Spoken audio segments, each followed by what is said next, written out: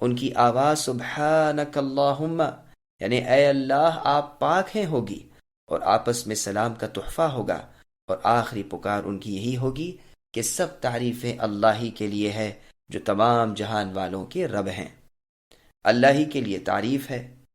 رسلا مبشرین ومنذرین لئلا یکون للناس علی اللہ حجۃ بعد الرسل، یعنی وہ اللہ کے جس نے اپنے رسولوں کو خوشخبریاں دینے والے اور خبردار کرنے والے بنا کر بھیجا تاکہ رسولوں کے آ جانے کے بعد لوگوں کی کوئی حجت اللہ تعالیٰ پر باقی نہ رہے۔ ان رسولوں کا سلسلہ نبی امی عربی مکی و مدنی محمد مصطفیٰ صلی اللہ علیہ وسلم پر ختم کیا، جو سب سے زیادہ واضح راہ کی ہدایت کرنے والے ہیں۔ رسول اللہ کے زمانے سے لے کر قیامت تک جتنے جنات و انس ہیں ان سب کی طرف آپ کی رسالت ہے، جیسے کہ قرآن کریم میں ہے قُلْ يَا أَيُّهَا النَّاسُ إِنِّي رَسُولُ اللَّهِ إِلَيْكُمْ جَمِيعًا إِلَى آخر الآیہ، یعنی اے نبی آپ کہہ دیجئے کہ اے لوگو میں تم سب کی طرف اللہ تعالیٰ کا رسول ہوں، وہ اللہ جو آسمان اور زمین کے مالک ہیں، جن کے سوا کوئی معبود برحق نہیں، جو پیدا کرتے ہیں اور مارتے ہیں۔ بس اے لوگو تم سب ایمان لاؤ اللہ تعالیٰ اور اللہ کے رسول پر جو نبی امی ہے، جو اللہ تعالیٰ پر اور اللہ کی باتوں پر ایمان رکھتے ہیں۔ لوگوں انہی کی پیروی میں تمہاری ہدایت مضمر ہے۔ دوسری جگہ اللہ کا ارشاد ہے لِأُنذِرَكُمْ بِهِ وَمَنْ بَلَغَ، تاکہ میں تمہیں بھی ڈراؤں اور انہیں بھی جنہیں کلام اللہ پہنچے۔ پس جس عربی عجمی کالے گورے انسان کو یہ قرآن پہنچا، رسول اللہ صلی اللہ علیہ وسلم اس کے لیے ڈرانے والے ہیں۔ اس لیے اللہ تعالیٰ نے فرمایا وَمَنْ يَكْفُرْ بِهِ مِنَ الْأَحْزَابِ فَالنَّارُ مَوْعِدُهُ، یعنی اس کے ساتھ کفر کرنے والا جہنمی ہے، پس جو کوئی قرآن کے ساتھ کفر کرے وہ بحکم قرآن جہنمی ہے۔ دوسری جگہ قرآن کریم کا ارشاد ہوتا ہے فَذَرْنِي وَمَنْ يُكَذِّبُ بِهَذَا الْحَدِيثِ سَنَسْتَدْرِجُهُمْ مِنْ حَيْثُ لَا يَعْلَمُونَ، یعنی اے نبی تم ان جھٹلانے والوں کو اور مجھ کو چھوڑ دو، میں انہیں اس طرح بتدریج پکڑوں گا کہ انہیں معلوم بھی نہ ہوگا۔ صحیح مسلم میں رسول اللہ صلی اللہ علیہ وسلم کی حدیث ہے، آپ نے فرمایا میری پیغمبری عام ہے، میں ہر سرخ و سیاہ کی طرف پیغمبر بنا کر بھیجا گیا ہوں۔ مجاہد رحمۃ اللہ علیہ فرماتے ہیں یعنی کل جن و انس کی طرف۔ بس رسول اللہ صلی اللہ علیہ وسلم تمام انسانوں اور جنات کی طرف اللہ تعالیٰ کے رسول ہیں۔ سب کو اللہ کریم کی وحی اور عزت والے قرآن کو رسول اللہ پہنچانے والے ہیں، جس پاک کتاب کے پاس کسی طرف سے باطل پھٹک ہی نہیں سکتا، جو حکمتوں اور تعریفوں والے اللہ کا نازل کیا ہوا ہے۔ دعوت غور و فکر۔ اللہ تعالیٰ نے اپنے اس کلام کو سمجھنے کی تاکید بھی اسی میں ذکر کر دی ہے۔ فرمایا کہ تم کیوں قرآن میں تدبر اور غور و فکر نہیں کرتے؟ اگر یہ اللہ کے سوا اور کسی کی طرف سے ہوتا تو تم اس میں بہت کچھ اختلاف پاتے۔ دوسری جگہ فرمایا اس مبارک کتاب کو ہم نے تمہاری طرف اے نبی اتارا تاکہ لوگ اس میں غور و خوض کریں اور عقل مند لوگ نصیحت حاصل کریں۔ تیسری جگہ اللہ نے فرمایا یہ لوگ قرآن کے سمجھنے کی کوشش کیوں نہیں کرتے؟ کیا ان کے دلوں پر قفل لگ گئے ہیں؟ دنیا کے طالب علماء کا انجام بد۔ پس علماء پر واجب ہے کہ کلام اللہ کا مطلب واضح کریں اور سیکھیں اور سکھائیں اور لوگوں کی صحیح رہنمائی کریں۔ اللہ تعالیٰ فرماتے ہیں ہم نے کتاب والوں سے عہد لیا یعنی یہود و نصارہ کے علماء سے کہ وہ اسے بیان کرتے رہیں یعنی اللہ کے کلام کو، چھپائے نہیں یعنی لوگوں سے، لیکن ان لوگوں نے اسے پیچھے ڈال دیا اور اس کے بدلے دنیا طلب کرنے لگے۔ ان کا یہ بیوپار نہایت ہی برا ہے۔ دوسری جگہ اللہ نے فرمایا جو لوگ اللہ کے عہد اور اپنی قسموں کو تھوڑی سی رقم کے بدلے بیچتے پھریں ان کے لیے آخرت میں کوئی حصہ نہیں، ان سے اللہ تعالیٰ قیامت کے روز بات تک نہ کریں گے، نہ ان کی طرف نظر رحمت سے دیکھیں گے، نہ انہیں پاک کریں گے، بلکہ ان کے لیے دردناک عذاب ہے۔ بس جو لوگ ہم سے پہلے کتاب دیے گئے تھے یعنی یہود و نصارہ، اور انہوں نے اس سے منہ موڑ لیا اور دنیا کے حاصل کرنے اور اس کے اکٹھا کرنے میں مشغول ہو گئے، اور اللہ تعالیٰ کی منع کی ہوئی چیزوں کے پیچھے پڑ کر اللہ کی پاک کتاب کو چھوڑ دیا، پروردگار نے ان کی مذمت بیان کی۔ مسلمانوں کو چاہیے کہ وہ ایسا کام نہ کریں جو مذمت کا سبب بنے، بلکہ انہیں چاہیے کہ احکام اللہ کی تعمیل میں دل و جان سے لگے رہیں اور قرآن پاک کے سیکھنے، سکھانے اور سمجھانے میں مشغول رہا کریں۔ اللہ تعالیٰ فرماتے ہیں، کیا اب تک وہ وقت نہیں آیا کہ مسلمانوں کے دل اللہ تعالیٰ کے ذکر سے اور جو ان کی طرف حق آیا ہے اس سے کانپ اٹھیں اور ان کی طرح نہ ہو جائیں جنہیں ان سے پہلے کتاب دی گئی، لیکن کچھ زمانہ گزرتے ہی ان کے دل سخت ہو گئے اور اکثر لوگ نافرمان ہو گئے۔ جان لو کہ مردہ زمین کو نئی زندگی دینا اللہ ہی کا کام ہے۔ ہم نے تو تمہاری سمجھ بوجھ کے لیے اپنی آیات بیان کر دیں۔ ان دونوں آیات کے ترجمے میں غور کرو، کس لطافت کے ساتھ بیان ہوا ہے کہ جس طرح بارش سے خشک زمین لہلہانے لگتی ہے، اسی طرح ایمان و ہدایت سے وہ دل جو نافرمانیوں اور گناہوں کے باعث سخت ہو گئے ہوں نرم پڑ جایا کرتے ہیں۔ اللہ تعالیٰ بزرگ و برتر، جواد اور سخی سے قبولیت کی امید پر ہم بھی دعا کرتے ہیں کہ وہ مالک ہمارے دلوں کو بھی نرم فرما دے، آمین۔ تفسیر کا صحیح طریقہ کیا ہے؟ سنو، تفسیر کا بہترین اور صحیح طریقہ یہ ہے کہ اول تو قرآن کی تفسیر قرآن ہی سے ہو، اس لیے کہ ایک بیان کہیں مختصر ہے تو کہیں اس کی تفصیل بھی ہے۔ اس کے بعد قرآن کی تفسیر حدیث سے ہوتی ہے، اس لیے کہ حدیث قرآن کریم کی تبیین اور تفسیر ہے، بلکہ امام ابو عبداللہ محمد بن ادریس الشافعی رحمۃ اللہ علیہ فرماتے ہیں کہ رسول اللہ صلی اللہ علیہ وسلم کے تمام احکام قرآن ہی سے سمجھے ہوئے ہیں۔ اللہ کا فرمان ہے، ہم نے تم پر یہ کتاب اے نبی حق کے ساتھ نازل فرمائی ہے تاکہ آپ لوگوں کے درمیان اللہ کے بتائے ہوئے احکام کے مطابق فیصلہ کر سکیں۔ خبردار، آپ خیانت کرنے والوں کی طرف دار مت بنیے۔ دوسری جگہ ارشاد ہوتا ہے، ہم نے تو آپ پر اسی لیے یہ کتاب اتاری ہے کہ لوگوں کے اختلاف کا فیصلہ کر دیا کریں۔ یہ کتاب ایمانداروں کے لیے ہدایت و رحمت کا باعث ہے۔ ایک اور مقام پر اللہ نے فرمایا، ہم نے اس کے ذکر کو آپ کی طرف اس لیے نبی اتارا ہے کہ آپ اسے لوگوں کو کھول کھول کر پہنچا دیں تاکہ وہ غور و فکر کر سکیں۔ حدیث کی اہمیت۔ رسول اللہ صلی اللہ علیہ وسلم فرماتے ہیں، جیسا کہ سنن نبی داؤد میں ہے، میں قرآن بھی دیا گیا ہوں اور اس کی مثل یعنی ایک اور چیز بھی اسی کے ساتھ دیا گیا ہوں۔ اس سے مراد سنت ہے۔ یہ یاد رہے کہ احادیث بھی اللہ کی وحی ہیں۔ جس طرح قرآن بذریعہ وحی الہی اترا، اسی طرح حدیث رسول صلی اللہ علیہ وسلم بھی وحی الہی ہے، مگر قرآن وحی متلو ہے، اس کی تلاوت ہوتی ہے، اور حدیث وحی غیر متلو ہے، یعنی اس کی قرآن کی طرح تلاوت نہیں ہوتی۔ امام شافعی رحمۃ اللہ علیہ اور دوسرے بڑے بڑے ائمہ رحمۃ اللہ علیہم نے اسے دلائل سے خوب ثابت کر دیا ہے، لیکن یہاں اس کے بیان کرنے کا موقع نہیں۔ مقصد یہ ہے کہ قرآن کی تفسیر پہلے خود قرآن اور پھر حدیث سے کرنی چاہیے۔ قرآن کریم کی تفسیر میں اقوال صحابہ کی اہمیت۔ اسی بنا پر جب کسی آیت کی تفسیر قرآن و حدیث دونوں میں نہ ملے تو اقوال صحابہ رضی اللہ عنہم کی طرف رجوع کرنا چاہیے۔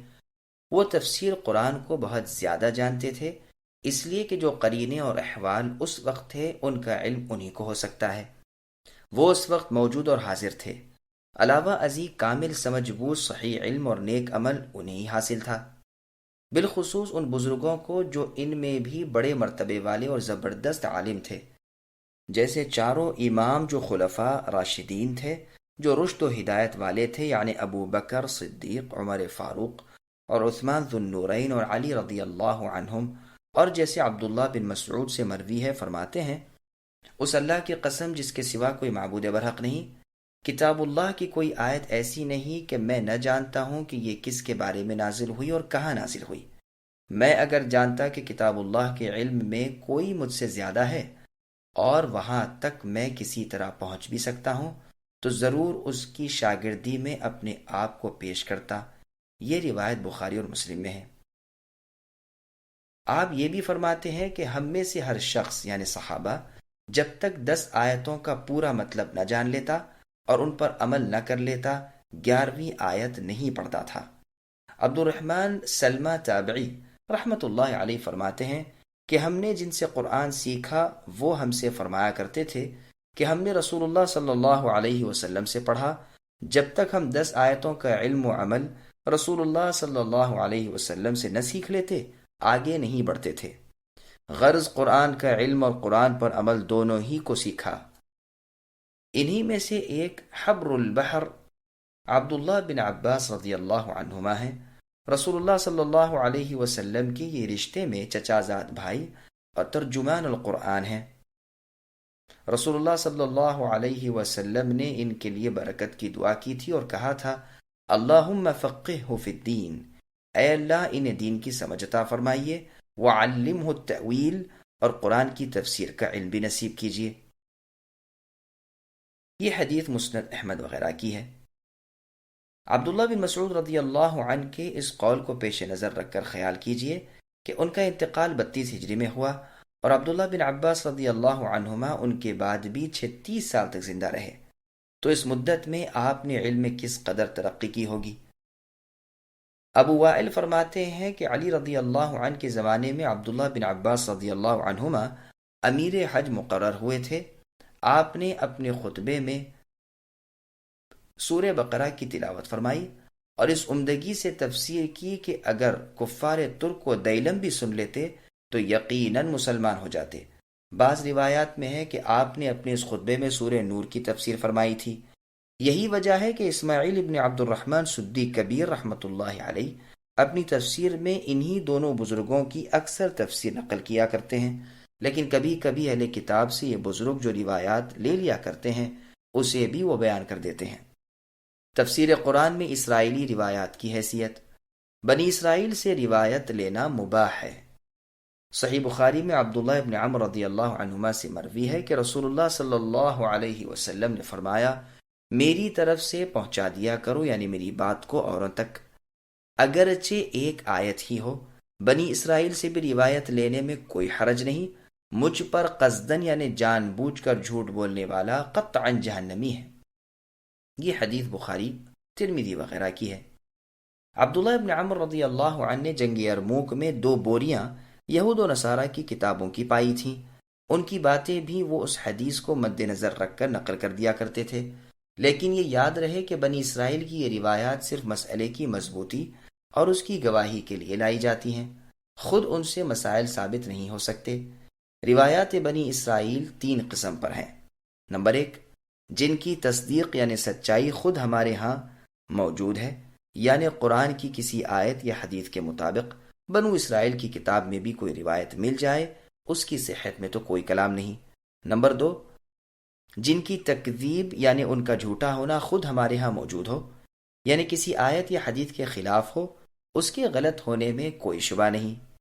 نمبر 3، جس کی نہ ہم تصدیق کر سکتے ہیں نہ تکذیب، اس لیے کہ ہمارے ہاں نہ تو کوئی ایسی روایت ہے جس کی مطابقت کی وجہ سے ہم اسے صحیح کہہ سکیں، نہ کوئی ایسی روایت ہے جو اس کے مخالف ہو اور اس بنا پر ہم اسے جھوٹ اور غلط کہہ سکیں۔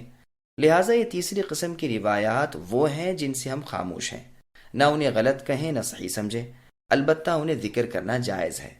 اور یہ روایات ہیں بھی ایسی جن میں ہمارے دین کا کوئی فائدہ نہیں، باوجود اس کے ایسی باتوں میں خود اہل کتاب میں بھی بڑے بڑے اختلافات موجود ہیں۔ اسی وجہ سے ان روایات کو لینے والے مفسرین میں ایسے ہی اختلاف پائے جاتے ہیں۔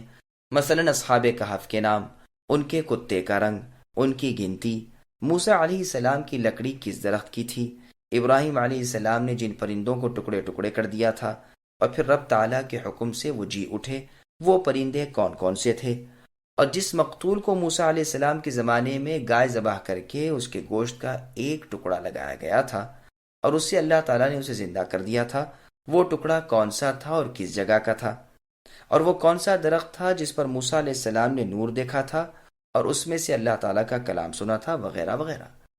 بس یہ وہ چیزیں ہیں جن پر اللہ تعالیٰ نے پردہ ڈال رکھا ہے اور ہمیں ان کا جاننا نہ جاننا کوئی نفع یا نقصان نہیں پہنچا سکتا، نہ اس کی تعیین میں کوئی دینی فائدہ ہے نہ دنیاوی۔ ہاں البتہ یہ بات ہے کہ اس اختلاف کو نقل کرنا جائز ہے، یا جیسا کہ خود قرآن نے اصحاب کہف کی گنتی کا اختلاف نقل کیا ہے، چنانچہ اللہ فرماتے ہیں سَيَقُولُونَ ثَلَاثَةٌ رَابِعُهُمْ كَلْبُهُمْ إِلَى آخر الآیہ، یعنی یہ اہل کتاب لوگ کہتے ہیں کہ اصحاب کہف 3 تھے اور ان کا کتا چوتھا تھا، اور کہتے ہیں کہ 5 تھے اور 6واں کتا تھا، یہ سب ڈھکوسلے ہیں، اور یہ بھی کہتے ہیں کہ وہ 7 تھے اور 8واں ان کا کتا۔ اے نبی صلی اللہ علیہ وسلم، آپ کہہ دیجئے کہ ان کی گنتی کو میرے رب ہی بخوبی جانتے ہیں، آپ ان سے اس بارے میں صرف سرسری گفتگو کیجئے اور اس بارے میں ان سے کچھ نہ پوچھیں۔ یہ آیت ہمیں بتاتی ہے کہ ہمیں ایسے مقام پر کیا کرنا چاہیے۔ اللہ تعالیٰ نے یہاں 3 قول بیان فرمائے، 2 کو تو ضعیف قرار دیا اور تیسرے پر ضعف کا حکم نہیں لگایا، جس سے معلوم ہوتا ہے کہ یہ صحیح ہے، کیونکہ اگر یہ بھی باطل ہوتا، یعنی اصحاب کہف 7 تھے اور 8واں ان کا کتا تھا، کیونکہ اگر یہ بھی باطل ہوتا تو ان دونوں کی طرح اسے بھی رد کر دیا جاتا۔ پھر ساتھ ہی ساتھ یہ بھی ارشاد فرمایا کہ ان کی تعداد کا علم تمہیں کوئی فائدہ نہیں دے سکتا، پھر تم اس کی چھان بین میں کیوں پریشان ہو؟ تم یہ کیوں نہیں کہہ دیتے کہ ان کی گنتی کا حقیقی علم صرف اللہ تعالیٰ کو ہی ہے؟ بہت کم ایسے لوگ ہیں جنہیں اللہ نے ان کی صحیح تعداد پر مطلع فرمایا ہے۔ جب یہ معلوم ہو چکا کہ وہ اٹکل پچو باتیں بنا رہے ہیں تو پھر اس کے پیچھے پڑنے اور ان سے دریافت کرنے کی کیا ضرورت؟ اسی طرح ان آیتوں سے معلوم ہوا کہ کسی اختلاف کو نقل کرنے کا بہترین طریقہ یہی ہے کہ تمام اختلافی اقوال بیان کر دیے جائیں، صحیح غیر صحیح پر تنبیہ کر دی جائے، اور اس اختلاف کا فائدہ بھی بیان کر دیا جائے تاکہ بیکار کام میں پڑھ کر کوئی شخص کارآمد شغل سے رک نہ جائے۔ جو شخص اختلاف نقل کرنے میں تمام اقوال بیان نہ کرے تو یہ اس کا قصور ہے، ممکن ہے ٹھیک قول وہی ہو جسے اس نے چھوڑ دیا۔ اسی طرح جو شخص اختلاف نقل کر کے فیصلہ کیے بغیر چھوڑ دے، اس نے بھی غلطی اور تقصیر کی۔ اگر غیر صحیح کو جان بوجھ کر صحیح کہہ دے پھر تو وہ جھوٹا ہے، اور اگر جہالت سے ایسا کرے تو پھر وہ خطا کار ہے۔ اسی طرح جو شخص کسی ایسی باریک بات میں جس میں کوئی بڑا فائدہ نہ ہو بہت سارے اقوال اختلافی نقل کر دے، یا ایسے اختلافات نقل کرنے بیٹھ جائے جن کے الفاظ مختلف ہوں مگر نتیجے کے اعتبار سے یا تو اختلاف بالکل ہی اٹھ جاتا ہو یا یوں ہی معمولی سا رہ جاتا ہو، اس نے بھی اپنے قیمتی وقت کو بیکار ضائع کیا اور نہ کرنے والا کام کیا۔ اس کی مثال ایسی ہے جیسے کوئی شخص 2 جھوٹے کپڑے پہن لے۔ بھلائی اور سیدھی بات کی توفیق تو اللہ تعالیٰ ہی کے ہاتھ میں ہے۔ اب رہا تفسیر اور تابعین کے اقوال۔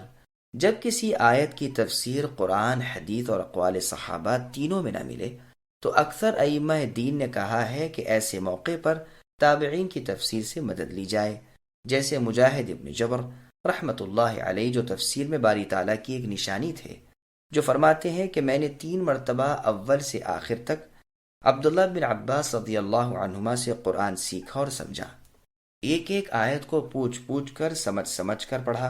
ابن ابی ملیکہ فرماتے ہیں خود میں نے مجاہد رحمۃ اللہ علیہ کو دیکھا کہ کتاب قلم دوات لے کر ابن عباس رضی اللہ عنہما کے پاس پہنچا کرتے اور تفسیر قرآن دریافت کر کے تحریر فرماتے۔ پورے قرآن کریم کی تفسیر اسی طرح نقل کی۔ سفیان ثوری رحمۃ اللہ علیہ کا تو فرمان تھا کہ مجاہد رحمۃ اللہ علیہ کسی آیت کی تفسیر کر دیں تو پھر اس کی ٹٹول کرنا بے سود ہے، بس انہی کی تفسیر کافی ہے۔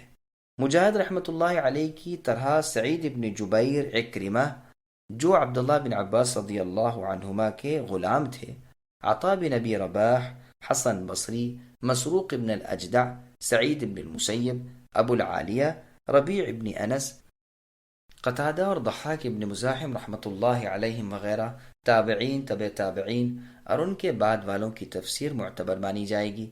کبھی ایسا بھی ہوتا ہے کہ کسی آیت کی تفسیر میں ان بزرگوں کے اقوال جب ذکر کیے جاتے ہیں اور ان کے الفاظ میں بظاہر اختلاف نظر آتا ہے تو بے علم لوگ اسے معنوی اختلاف سمجھ کر کہہ بیٹھتے ہیں کہ اس آیت کی تفسیر میں اختلاف ہے، حالانکہ حقیقتاً ایسا نہیں ہوتا، بلکہ کسی نے ایک چیز کی تعبیر اس کے لازم سے کی، کسی نے اس کی نظیر سے، کسی نے خود اس چیز کو ہی بیان کر دیا۔ بس ان صورتوں میں گو الفاظ میں اختلاف ہوتا ہے لیکن معنی ایک ہی رہتے ہیں۔ عقل مند کو چاہیے کہ ایسی جگہ لغزش نہ کھائے۔ واللہ الہادی۔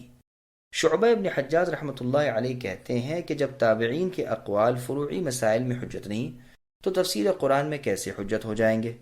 شعبہ رحمہ اللہ کا یہ قول صحیح ہے کہ ان کا اختلاف کرنے والے پر ان کے اقوال حجت نہیں، لیکن ان کے اجماعی اقوال کی حجت ہونے میں کوئی شک نہیں۔ ہاں اختلاف کے وقت نہ ان کا قول آپس میں ایک دوسرے پر حجت ہے نہ غیروں پر، اس وقت لغت قرآن اور حدیث اور عام لغت عرب اور اقوال صحابہ کی طرف رجوع کیا جائے گا۔ تفسیر بالرائے کی شرعی حیثیت۔ ہاں صرف رائے سے تفسیر کرنا تو محض حرام ہے، اس لیے کہ اس نے اس چیز کا تکلف کیا جس کا اسے علم نہ تھا، اور وہ چال چلا جس چال کے چلنے کا اسے حکم نہ تھا، بس اگرچہ اس کے منہ سے ٹھیک بات نکل گئی پھر بھی وہ خطا کار ہے، اس لیے کہ کام کو کام کے طریقے پر اس نے نہیں کیا۔ اس کی ایسی ہی مثال ہے جیسے کوئی شخص بے علم ہو پھر فیصلے کرنے بیٹھ جائے، اسے جہنمی کہا گیا ہے۔ یہ اور بات ہے کہ ایسے شخص کی صحیح بات پر مواخذہ کم ہو لیکن ہے خطا کار، واللہ علم۔ دیکھیے، تہمت لگا کر گواہ نہ پیش کرنے والے کو اللہ تعالیٰ نے قرآن میں کاذب یعنی جھوٹا فرمایا، گو حقیقت میں وہ سچا ہی ہو، اور جس کی نسبت وہ زنا کا الزام لگا رہا ہے وہ واقعی زانی ہو، لیکن چونکہ اسے اس خبر کو بلا شہادت پھیلانا حلال نہ تھا اور اس نے پھیلائی تو جھوٹا ٹھہرا، واللہ عالم۔ تفسیر قرآن میں اسلاف کا طریقہ کار۔ یہی وجہ تھی کہ سلف کی ایک بڑی جماعت بلا علم تفسیر کرنے سے بہت ڈرتی تھی۔ چنانچہ ایک مرتبہ عمر بن الخطاب رضی اللہ عنہ ممبر پر اسی آیت کی تلاوت کرتے ہیں، فاکہۃً کو تو ہم جانتے ہیں لیکن یہ اب کیا چیز ہے؟ پھر خود ہی فرماتے ہیں کہ اے عمر، اس تکلف میں کیوں پڑو؟ انس رضی اللہ عنہ فرماتے ہیں کہ ہم عمر بن الخطاب رضی اللہ عنہ کے پاس تھے، آپ کے قمیص کے پیچھے 4 پیوند لگے ہوئے تھے۔ آپ نے اس آیت وفاکہۃً و ابا کی تلاوت کی اور کہا کہ اب کیا چیز ہے؟ پھر فرمانے لگے اس تکلف کی تمہیں کیا ضرورت، اس کے نہ جاننے میں کیا حرج؟ مطلب یہ ہے کہ ابا کا معنی تو معلوم ہے، یعنی چارہ زمین کی پیداوار، لیکن اس کی کیفیت کا کھلا ہوا علم نہیں۔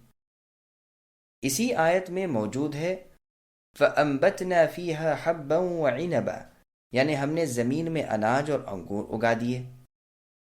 ابن جریر میں صحیح سند کے ساتھ مروی ہے کہ ابن ابی ملیکہ رحمۃ اللہ علیہ فرماتے ہیں، ابن عباس رضی اللہ عنہما سے کسی شخص نے ایک آیت کی تفسیر پوچھی تو آپ نے کچھ بیان نہ فرمایا، حالانکہ اگر اس کی تفسیر تم میں سے کسی سے پوچھی جاتی تو فوراً جواب دے دیتے۔ دوسری روایت میں ہے کہ ایک شخص نے آپ سے پوچھا کہ قرآن میں جو 1000 سال کے برابر ایک دن کا ذکر ہے یہ کیا ہے؟ آپ نے فرمایا اور 50,000 سال کے برابر کے دن کا ذکر ہے وہ کیا ہے؟ اس نے کہا میں تو آپ سے سمجھنا چاہتا ہوں۔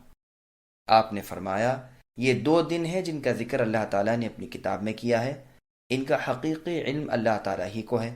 خیال فرمائیے کہ اتنے بڑے مفسر ابن عباس رضی اللہ عنہما نے قرآن کی تفسیر میں کس قدر احتیاط سے کام لیا کہ جس بات کا علم نہ تھا اس کے بیان سے صاف انکار کر دیا۔ تفسیر ابن جریر میں ہے کہ جندب ابن عبداللہ رضی اللہ عنہ سے ایک مرتبہ طلق ابن حبیب رحمۃ اللہ علیہ نے ایک آیت کی تفسیر پوچھی تو فرمانے لگے کہ تم مسلمان ہو تو تمہیں قسم ہے اگر تم یہاں سے چلے جاؤ، یا فرمایا یہاں بیٹھے رہو۔ سعید بن مسیب رحمۃ اللہ علیہ سے قرآن کی آیت کی تفسیر پوچھی جاتی تو فرماتے ہم قرآن میں کچھ نہیں کہتے، یعنی بغیر علم کے یا محض اپنی رائے سے۔ آپ کی عادت مبارکہ تھی کہ جو کچھ معلوم ہوتا اسی کو قرآن کی تفسیر میں بیان فرماتے۔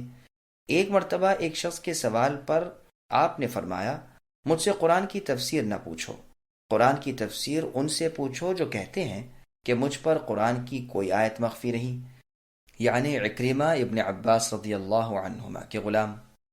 یزید ابن ابی یزید کہتے ہیں ہم سعید ابن مسیب رحمۃ اللہ علیہ سے حلال و حرام کے مسائل پوچھتے تھے، آپ ان میں سب سے زیادہ عالم نظر آتے، لیکن جب قرآن کی کسی آیت کی تفسیر پوچھتے تو ایسے خاموش ہو جاتے گویا سنا ہی نہیں۔ عبید اللہ ابن عمر فرماتے ہیں میں نے مدینے کے بڑے بڑے فقیہوں کو دیکھا کہ قرآن کی تفسیر کرتے ہوئے جھجکتے تھے، جیسے سالم ابن عبداللہ، قاسم ابن محمد، سعید ابن المسیب، نافع رحمۃ اللہ علیہم وغیرہم۔ ہشام رحمۃ اللہ علیہ فرماتے ہیں میں نے اپنے والد عروہ رحمۃ اللہ علیہ کو کبھی کسی آیت کی تفسیر کرتے ہوئے نہیں سنا۔